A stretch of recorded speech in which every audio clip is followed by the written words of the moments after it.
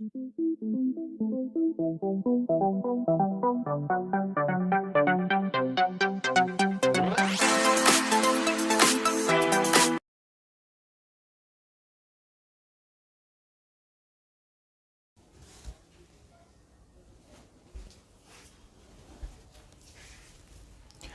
Student, स्वागत है आप सभी का मेरे YouTube channel S Ravi chemistry classes में।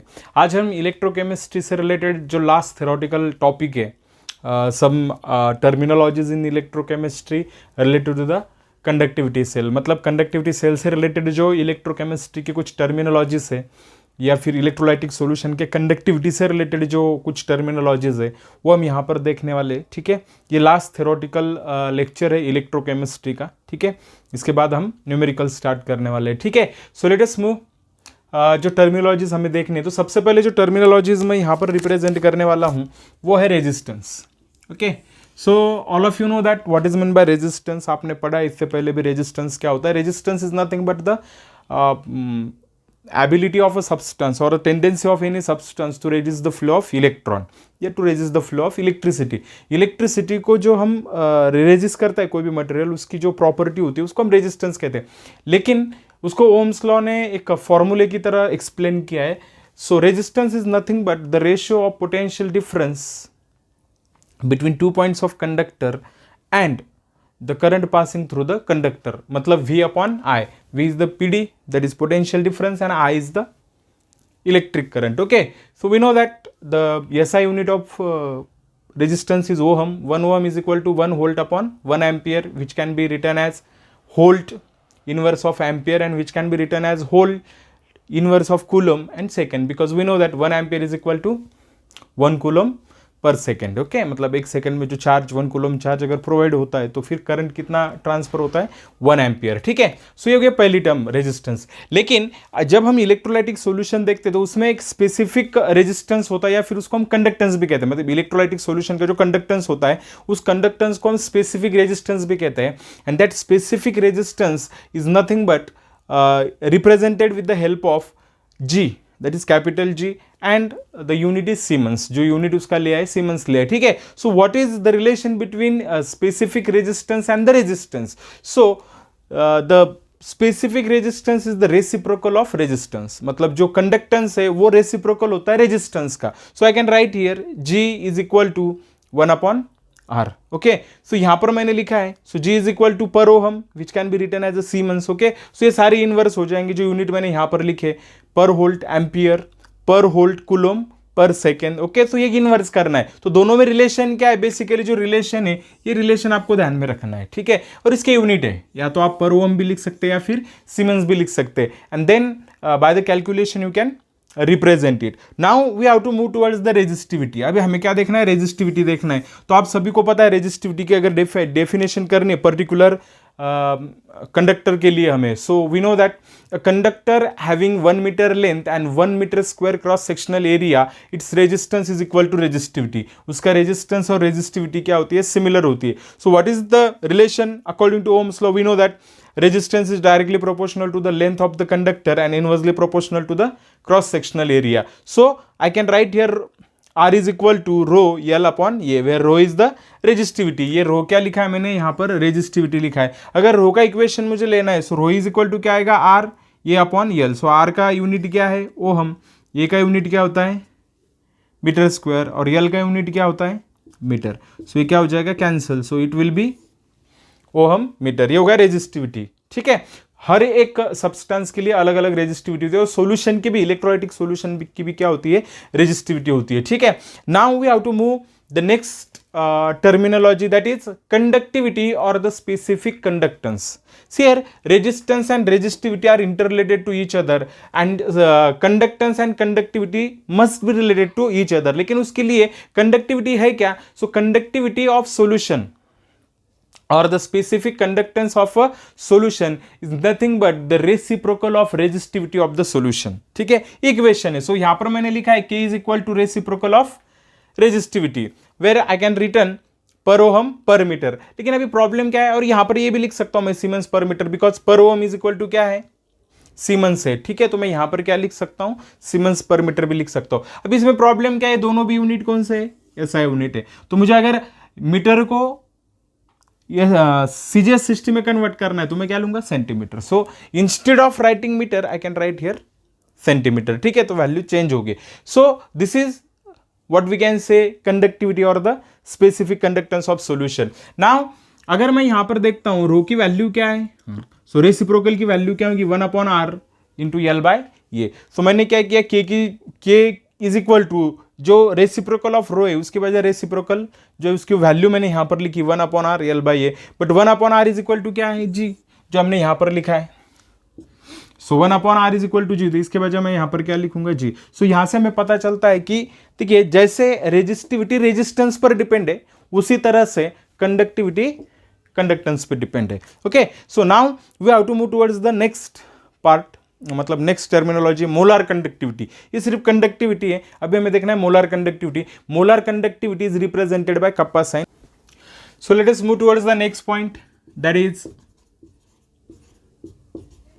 Molar conductivity. Molar conductivity is denoted by sign kappa. ये जो साइन मैंने यहां पर लिखा है ये कापा साइन है, जो ऐसा पाई के जैसे दिखता है वो कापा साइन है, ठीक है। सो मोलार कंडक्टिविटी, तो मोलार कंडक्टिविटी है क्या, molar conductivity is nothing but conductivity of a solution containing 1 mole of electrolyte at constant temperature. देखिए what molar conductivity is nothing but the conductivity of a solution having 1 mole of electrolyte at constant temperature. देखिए जो एक conductivity cell बना होता है generally यहाँ पर, ठीक है, सपोज ये एक सेल है, इस सेल के अंदर 1 मोल इलेक्ट्रोलाइटिक सॉल्यूशन है, 1 मोलार इलेक्ट्रोलाइटिक सॉल्यूशन, ठीक है, और यहाँ पर 2 इलेक्ट्रोड मैंने पैरेलल रखे, इन दोनों के बीच में जो डिस्टेंस है वो कितना है, 1 सेंटीमीटर है। तो इसका जो भी कुछ कंडक्टिविटी होगा that conductivity is considered as molar conductivity. इसको मैं क्या कहूँगा, मोलार कंडक्टिविटी। सेल है, इलेक्ट्रोलाइटिक सेल है, कंडक्टिविटी सेल है, कंडक्टिविटी सेल में सॉल्यूशन है जिसमें 1 मोल ऑफ इलेक्ट्रोलाइट है, 2 इलेक्ट्रोड पैरेलल है, दोनों में जो डिस्टेंस है मैक्सिमम वो कितना है, 1 centimetre apart from each other, ठीक है। इस पूरे सॉल्यूशन का जो कंडक्टिविटी होगा that conductivity is nothing but the molar conductivity. इसको मैं क्या कहूँगा, मोलार कंडक्टिविटी कहूँगा, ठीक है। तो मोलार कंडक्टिविटी का अगर यूनिट मुझे देखना है, सो मोलार कंडक्टिविटी के का यूनिट क्या है, पर ओहम पर सेंटीमीटर इंटू 1000 डिवाइडेड बाय, इसको हम किस में लिखते हैं, मोल पर लीटर में लिखते हैं। सो मोल पर लीटर को मैं क्या कर सकता हूँ, पर लीटर के बजाय यहाँ पर क्या लिख सकता हूँ, पर सेंटीमीटर क्यूब लिख सकता हूँ। तो ऑटोमेटिकली क्या हो जाएगा यहाँ पर, okay. So molar conductivity is equal to क्या आएगा, पर ओहम सेंटीमीटर स्क्वायर पर मोल, ओके। सो इसका जो यूनिट है इस तरह से रहेगा, ठीक है। जब डाइल्यूशन हम लेते हैं मोलार कंडक्टिविटी के, molar conductivity of dilution is equal to क्या आएगा, कंडक्टिविटी इनटू वॉल्यूम, ठीक है। ये किसके लिए आएगा, डाइल्यूशन के लिए, where V is equal to 1000 upon C, okay. So 1000 upon C के बजाय मैंने क्या लिखा है, V। ये जो फॉर्मूला मैं यूज कर रहा हूं ये किसके लिए यूज कर रहा हूं, डाइल्यूशन। जब मैं क्या करता हूं, डाइल्यूशन करता हूं। अभी सवाल है, जब मैं डाइल्यूशन करता हूं तो मोलार कंडक्टिविटी की वैल्यू वेरिएट होती है क्या, या फिर उसके वैल्यू में कुछ वेरिएशंस होता है क्या? Definitely there is a variation in a value of molar conductivity and conductivity also when the solution that is electrolytic solution get diluted। जब मैं electrolytic solution को क्या करूंगा, dilute करूंगा, तो उसके वैल्यू में वेरिएशन डेफिनेटली होने वाला है। अभी वेरिएशन क्या होने वाला है ये पहले हम देखेंगे, ठीक है। Variation in molar conductivity eight dilution, मतलब जब मैं क्या करता हूं, डाइल्यूशन करता हूं। देखिए पहले मैं हम क्या देखेंगे कि जनरली डाइल्यूशन जब मैं करता हूं, dilution is nothing but the addition of solvent. मैं सॉल्वेंट ऐड करने वाला हूं, तो सॉल्वेंट ऐड करने के बाद में क्या होगा, पर्टिकुलरली कंडक्टिविटी में क्या डिफरेंस आएगा और मोलार कंडक्टिविटी में क्या डिफरेंस आएगा। सी यार दोनों में डिफरेंस है, conductivity is difference and molar conductivity is difference. तो दोनों में डिफरेंस क्या है पता ही चलेगा आपको, ठीक है। तो सबसे पहले देखिए मैं यहां पर एक्सप्लेन करता हूं कंडक्टिविटी। कंडक्टिविटी क्या है, के, ओके। ये क्या होती है, decreases with increase in dilution और डिक्रीज इन कॉन्सेंट्रेशन। ओके, मतलब कंडक्टिविटी जो है, तो जैसे जैसे आप डाइल्यूशन क्या करोगे, इंक्रीज करोगे, डाइल्यूशन क्या करोगे, इंक्रीज करोगे, उसकी वैल्यू क्या होगी, डिक्रीज होगी। या फिर जैसे जैसे आप कॉन्सेंट्रेशन डिक्रीज करोगे तो कंडक्टिविटी की वैल्यू भी क्या हो जाएगी, डिक्रीज हो जाएगी। ऐसा क्यों होता है? Because conductivity depends upon the number of ions per unit volume. Per unit volume में जितने ज्यादा आयंस होंगे उतनी ज्यादा कंडक्टिविटी होती है। जब आप डाइल्यूशन करोगे तो वॉल्यूम क्या होने लगेगा, इंक्रीज होने लगेगा। और जैसे जैसे वॉल्यूम इंक्रीज होते जाएगा, number of ions per unit volume क्या होते जाएंगे, डिक्रीज होते जाएंगे। जैसे जैसे number of ions per unit volume decrease हो गए, वैसे वैसे कंडक्टिविटी भी क्या हो जाएगी, डिक्रीज हो जाएगी। Now what is the variation in the molar conductivity? अभी मोलर कंडक्टिविटी क्या है ये हम देखेंगे।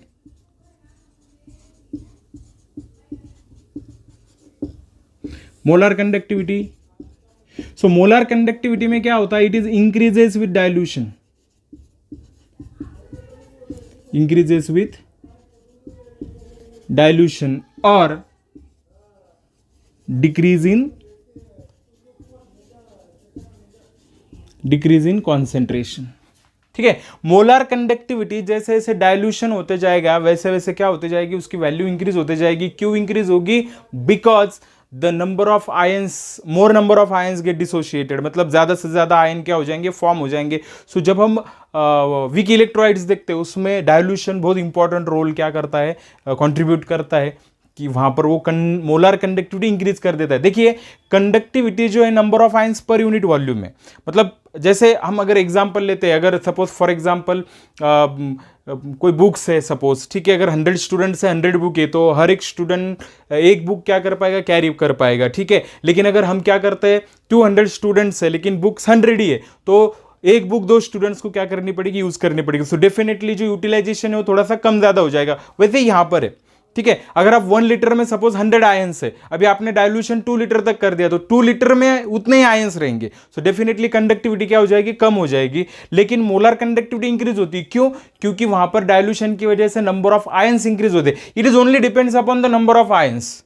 Not depend upon the per unit volume. वो वहां पर पर यूनिट वॉल्यूम पर डिपेंड नहीं। तो कितना 100% अगर डिसोसिएशन होता है तो मोलर कंडक्टिविटी क्या रहेगी, ज्यादा रहेगी। डाइल्यूशन ज्यादा रहेगा तो कंडक्टिविटी क्या रहेगी, कम रहेगी। ये बेसिक यहां पर हमें क्या करना है, ध्यान में रखना है। ठीक है, अगेन हमें पता है इलेक्ट्रोलाइट्स 2 टाइप के होते हैं। ठीक है, 2 टाइप के मींस वीक इलेक्ट्रोलाइट होते हैं और स्ट्रॉन्ग इलेक्ट्रोलाइट होते हैं। ठीक है, सो देखेंगे हम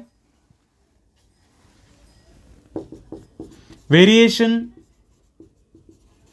of molar conductivity in weak and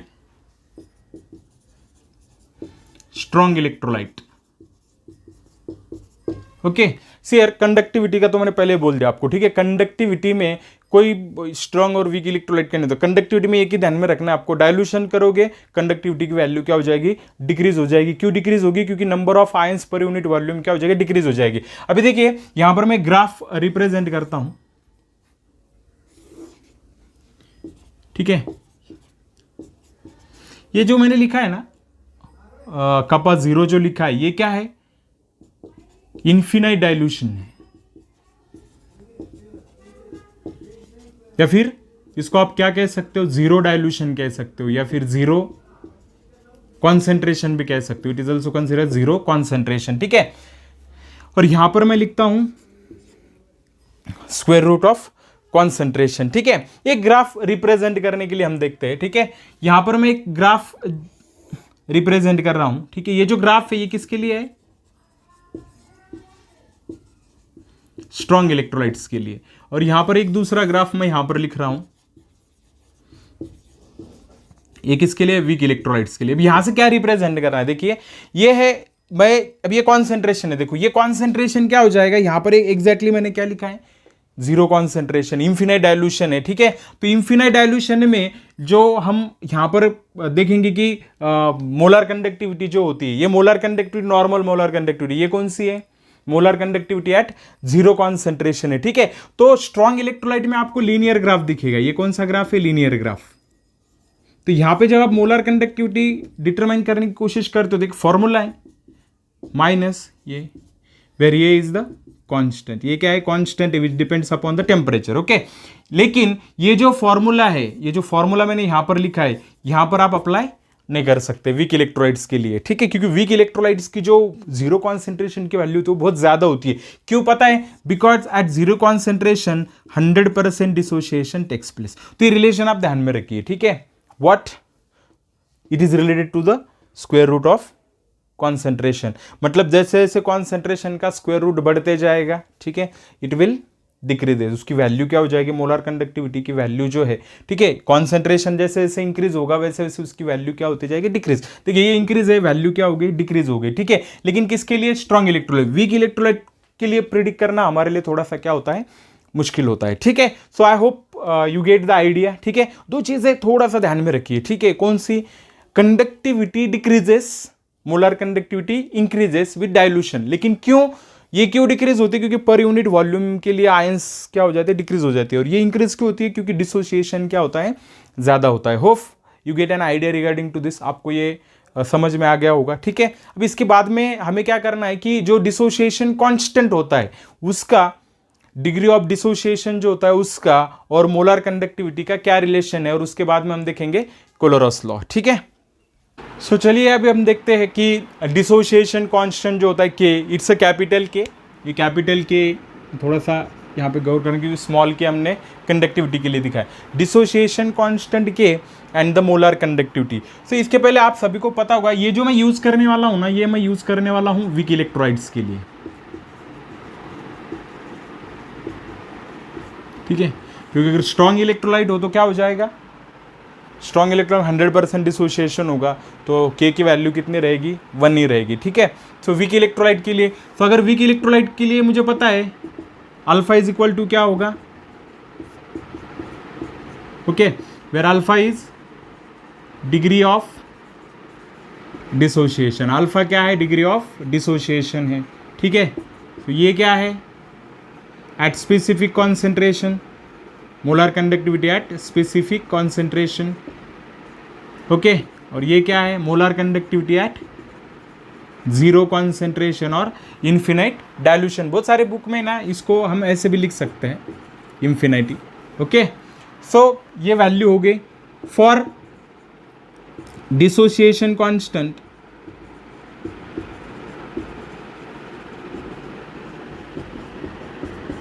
हमें पता है हम क्या लिख सकते हैं, K is equal to alpha square C upon 1 minus alpha.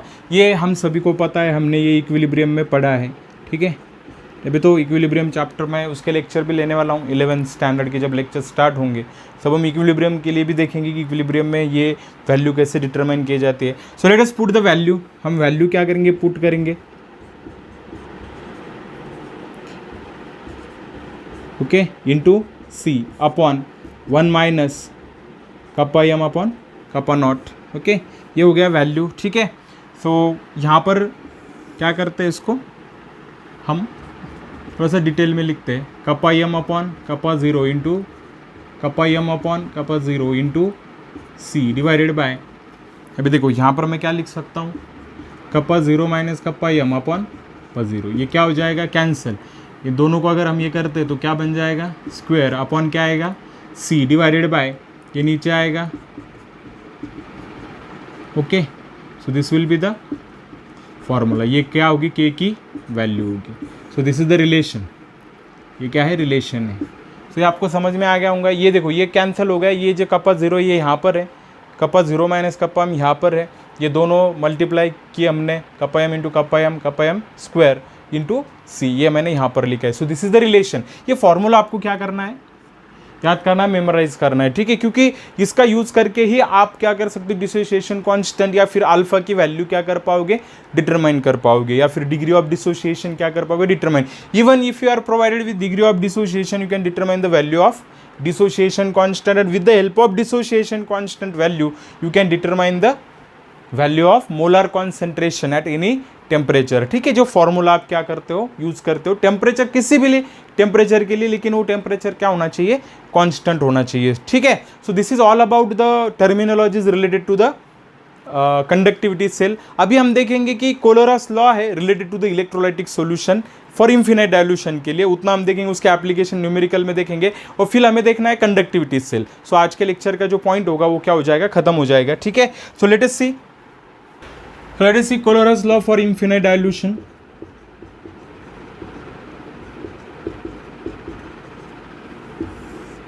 So Kohlrausch's law क्या कहता है, देखो, at infinite dilution, the conductivity, the molar conductivity of cell or the molar conductivity at infinite dilution depends upon the conductivity of electrolytes in the solution। जो solution के अंदर electrolytes है उस पर वो क्या होता है, डिपेंड होता है, ठीक है।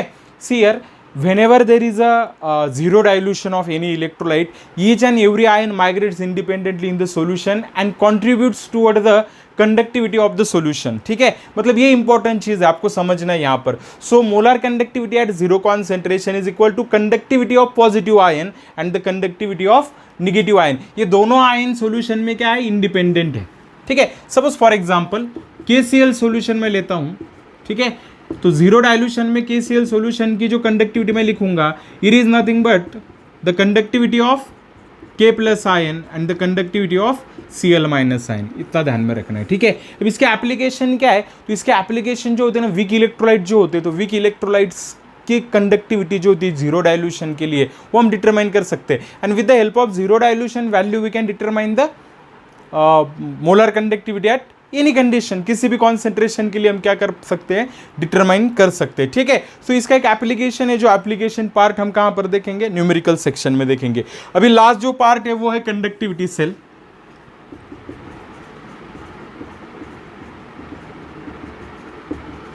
सो एक रफ डायग्राम रिप्रेजेंट करता हूं मैं कंडक्टिविटी सेल के लिए।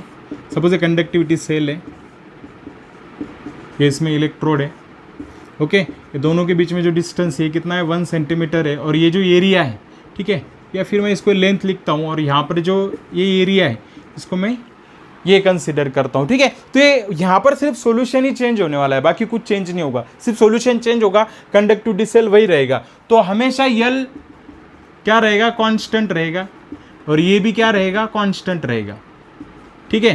सो देयरफॉर द वैल्यू ऑफ यल बाय ए और ये बाय यल ऑलवेज कांस्टेंट, ये भी वैल्यू क्या रहेगी, हमेशा कांस्टेंट रहेगी। सो वी नो दैट, हमें पता है क्या, K इज इक्वल टू क्या है, कंडक्टिविटी डिटरमाइन करनी 1/R, ठीक है। यहां पर क्या लिखेंगे, यल upon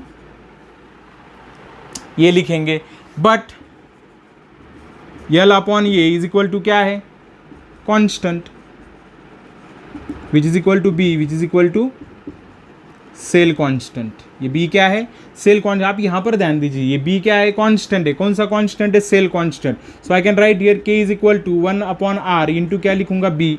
therefore K is equal to B upon R, और B is equal to K into R। ये दोनों फॉर्मूले हम लिख सकते हैं, ठीक है। और यहाँ पर जो B है ना, तो B का जो फॉर्मूला है ये बाई एल, तो यहाँ पर मैं क्या लिख सकता हूँ, यहाँ पर है सेंटीमीटर, यहाँ पर क्या है, सेंटीमीटर स्क्वायर। तो ऑटोमेटिकली कैंसिल हो जाएगा, क्या आएगा, पर सेंटीमीटर। तो इसका यूनिट क्या है, B का पर सेंटीमीटर है। So this is all about the conductivity cell. Cell constant हम डिटरमाइन कर सकते हैं with the help of cell constant. यहाँ पर यल अपॉन ये कांस्टेंट क्यों लिया है, फिर या फिर A upon L is equal to constant क्यों लिया है, क्योंकि सेल यही होता है, अरेंजमेंट यही होती है। सिर्फ जो अंदर इलेक्ट्रोलाइट हम डालते हैं ना, वो इलेक्ट्रोलाइट क्या होता है, अलग अलग होता है, और फिर हम उसका रेजिस्टेंस डिटरमाइन कर पाते हैं। With the help of resistance you can determine the conductivity, with the help of conductivity you can determine the molar conductivity, okay. So this is all about the electrochemistry theoretical part. Electrochemistry का आज हमने complete कर दिया आज के lecture में, ठीक है।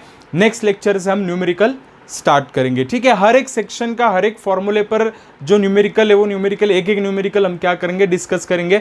And with the help of that you have to solve the numericals from NCERT book also and from state board book also, okay. So this is okay for today, and we have completed the electrochemistry chapter, the theoretical part of electrochemistry chapter. From next lecture we are going to solve the numericals related to the electrochemistry. Thank you very much.